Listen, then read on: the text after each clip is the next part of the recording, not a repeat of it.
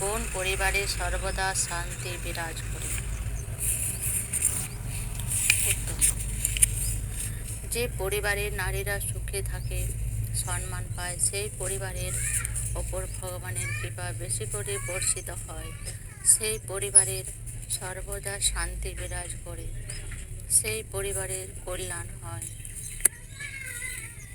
এই সিদ্ধান্ত প্রাচীন ভারতের ঋষি মনুর। সংসারের খুঁটি হচ্ছে গৃহিণী। সংসারের নারী অনেক রকম ভূমিকা। তিনি কারো স্ত্রী, কারো মা, কাকিমা, কারো পিসিমা বা মাসি, দিদি বা বৌদি। তাকে ঘিরে চলে সংসারের চাকাখানি। এর মধ্যে জননী ও মায়ের ভূমিকায় শ্রেষ্ঠ। ভারতের সমাজ মাকে চিরকালে শ্রেষ্ঠ সম্মান আসন দিয়ে এসেছে। ও মা, তুমি জগৎকে